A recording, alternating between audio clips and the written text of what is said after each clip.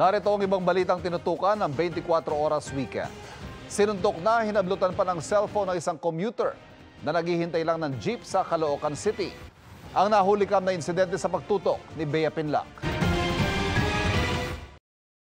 Nagse-cellphone habang nag-aabang ng masasakyang jeep sa Quirino Highway, bahagi ng Caloocan City ang commuter na ito pasado alas 7 ng umaga noong Linggo.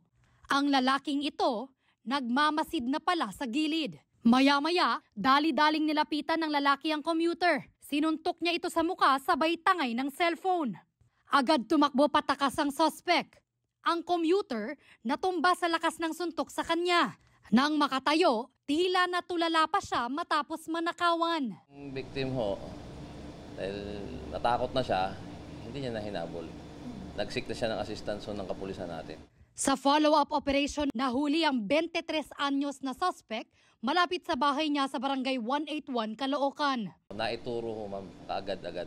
Naituro niya kasi identified niya yung tao eh. Nagpatrolya ho doon yung kapulisan natin.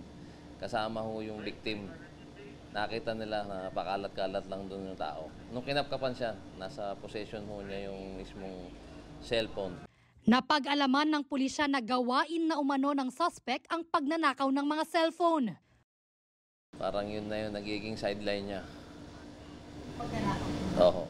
Ngayon lang ho na siya nahuli. Saka ngayon lang ho na may nag-report. Mahaharap sa reklamong robbery ang suspect na nakakulong sa custodial facility ng Caloocan City Police. Sinusubukan pa ng GMA Integrated News na makuhanan siya ng pahayag. Para sa GMA Integrated News, Bea Pinlac, nakatutok 24 oras. Bago ang pasukan sa susunod na linggo, nagpaalala ang isang grupo na sa mga bumibili ng school supplies na mag-ingat sa mga produkto may mataas na antas ng nakalalasong tingga o lead. Nakatutok si Nico Wahe. Grade 11 na sa pasukan si Patricia at ngayon nila target makumpleto ang kanyang gamit pang eskwela. Kasama ang kanyang ina, bumili na siya ng notebook, ballpen, mga papel at iba pang school supplies na tingin nila ay dekalidad at magandang klase. Para mas tumagal po yung school supplies sa'yo. Parang nadodoble, parang pag nasira po, syempre po bibili ka po ulit ng bago. Si Annabel, kinikilatis din ang mga bibilhing gamit para sa anak niyang grade 4. Bonus daw kung mura. Quality siya. Dahil po, bakit quality ma'am? Kasi yung ibang matagal. Pero bukod sa presyo at kalidad, dapat din daw maging mapanuri lalo sa material na ginamit sa mga school supplies. Ayon sa grupong Ban Toxics, nakabili sila ng ilang gamit pang eskwela na may mataas na lead content, gaya ng kiddie bag at water container. Alarming po itong na-detect natin na presence ng lead na umaabot po ito ng halos 18,900 parts per million. Sa bansa natin ay regulated po yung paggamit ng ganitong klaseng chemical. Dapat po wala, zero, prohibited po yung paggamit. Ayon sa DTI, mahigpit daw nilang binabantayan ang kalidad ng binibentang school supplies. There's FDA, it passes through the FDA, yes, yung mga monitored by the FDA then, and then also monitored and enforced by the DTI. So we don't really have much problem sa ganon, no? As long as they follow the guidelines set by the DTI. Ngayong araw, nag-ikot sa Baclaran at nag-inspeksyon ng DTI sa mga tindahan ng school supplies para tingnan kung nasusunod ang presyong itinalaga nila. Ang writing notebook dapat ay nasa 15 to 52 pesos lang. 18 to 52 pesos naman ang composition. Ang pad paper na pang grade 1 to grade 4 dapat ay nasa 15 to 37 pesos lang. Habang 26 to 48.75 pesos naman ang intermediate pad paper.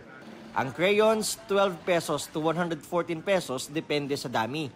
Sa ngayon, wala raw sumusobra sa presyo na yan maging sa ilang bookstore. The prices here are pasok sa price guide set by the DTI. There are some items that are lower that we saw, which is the notebooks, the ball pens, the pencils, and I'm sure there are some others. But there are also prices that are within the price range of the DTI.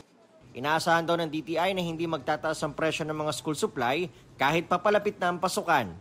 Para sa GMA Integrated News, Nico Wahe, nakatutok 24 oras. Ibigay na kung ano ang makakaya.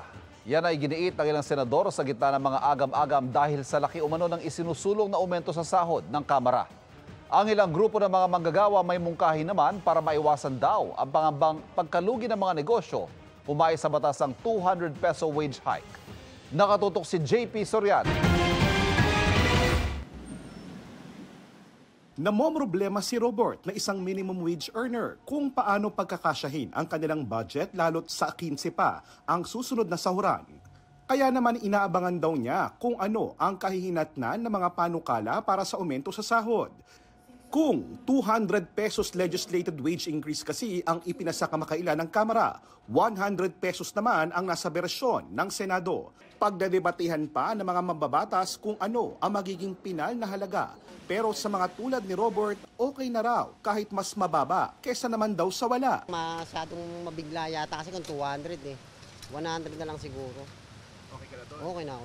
Anything na additional is good para sa mga katulad namin. Para sa ilang senador, ibigay na kung ano ang makakaya. Sa akin kung ano yung sagad na pwedeng ibigay natin sa mga manggagawa, ibigay natin. But also, we have to look into the survival and sustainability. Yung basta kakayanin po ng business sector, kung hanggang saan yung kaya nila. With the rising prices, with the inflation at present, sa tingin ko, kinakailangan na talaga magkaroon ng wage hike. Be it 100, 150, 200. Nauna nang sinabi ng mga asosasyon at samahan ng mga negosyante at namumuhunan sa Pilipinas, maraming maliliit na negosyo ang magsasara dahil hindi kakayanin ang pagdaragdag ng 200 o kahit paraw 100 pisong dagdag sahod. Tataas din daw ang presyo ng mga pangunahing bilihin dahil tataas ang gastusin ng mga negosyante. Bubulong namin kay Presidente kung pag-aralan mabuti itong minimum wage increase dahil ito ay nakaka-affect hindi lang sa ekonomiya natin, lalong-lalo na sa investment. At saka napakalaki yung i-impose nila eh. So between 200 to 100 is still very big. Mahihirapan yung mga negosyante. Babalik din sa mga minimum wage earners, sila rin mahihirapan.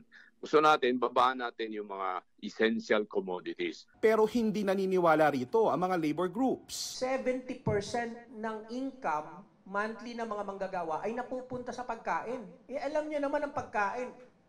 Umaga, merienda, tanghalian. So ang bilis ng ikot. So kaya ganun ang ano niyan, ganun ang impact niyan sa negosyo. Very clear ang logic eh. Bawasan yung tubo. No, sa tubo kunin para hindi yan ma-translate sa inflationary. Wala pang bagong pahayag ang Malacanang ngayon pero sinabi na nila na pag-aaralan itong mabuti ng Pangulo at isasaalang-alang ang kapakanan ng mga manggagawa habang titignan din ang epekto nito sa ekonomiya. Para sa GMA Integrated News, JP Soriano, nakatutok 24 oras.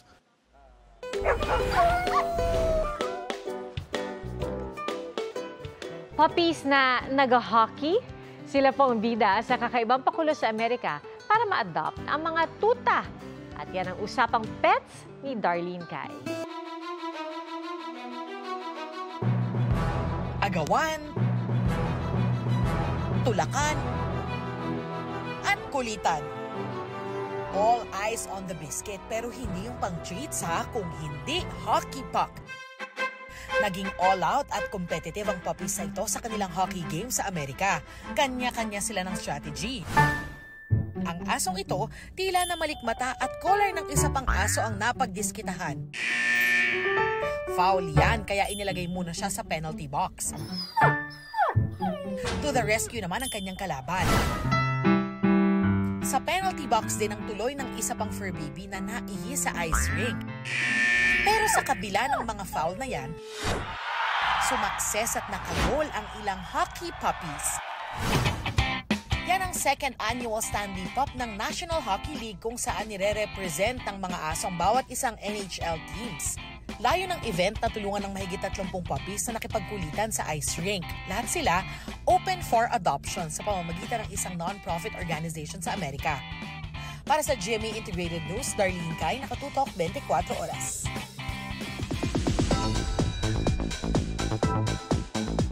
Eight days to go at mapapanood na ang inaabangang Encantadia Chronicle Sangre. Si Sanya Lopez na gumaganap bilang si Danaya, may patikim sa mga dapat abangan na level up pasabog ng serye. Alamin yan sa aking chika.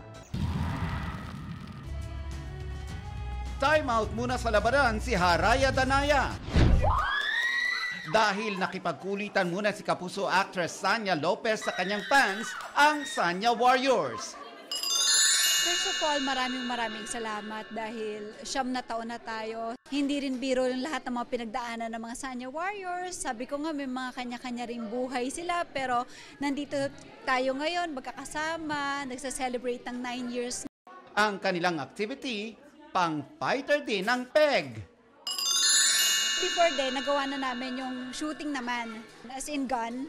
And then this time, sabi ko archery, since malapit na ulit ang Encantadia, makikita natin dito na meron ng gumagamit ng archery, played by Angel Guardian. So ako naman, sabi ko, introduce natin yung archery sa mga Sanya Warriors din kasi it's fun din naman activities. And baka maging hobby din nila. Speaking of Enka, Encantadix get ready dahil marami raw dapat abangan sa nalalapit na Encantadia Chronicles Sangre na mapapanood na this June 16. Mula sa production, wardrobe at CGI effects, talagang level up. Nakakatindig balahibo. Hindi siya simple. Siyempre, totoo yun, dugot pawis yung binigay ng bawat isa doon, hindi lang sa mga artista, kundi yung buong production, yung buong team na gumawa ng mga CGI, lahat ng mga effects namin. Ang ganda, makikita mo, ibang level. Iba naman ang ibibigay sa atin ngayon 2025 ng Sangre. Kung ang dating tagapangalaga ng brilyante ng hangin na si Amihan Kylie Padilla, kumasa sa TikTok filter ng mga brilyante ng Encantadia Chronicles Sangre, makikita rin ba natin dito ang naging tagapangalaga ng brilyante ng lupa? Actually, yes. Pero hindi ko pa inilalabas dahil suot ko na ang aking costume doon. So abangan nyo, guys. Bukod sa Encantadia Chronicles Sangre, marami pa raw dapat abangan kay Sanya. Kakatapos ko lang gumawa ng pelikula. Actually, mga pelikula, 2 na po yung natapos ko. 2 rin yung aabangan ninyo, bukod dito sa Sangre. Kahit busy sa kanyang career, may time pa ba ang hot Maria Clara to look for Crisostomo Ibarra? Alam mo, kapag gusto naman talaga natin, we have time. Yes, may time naman.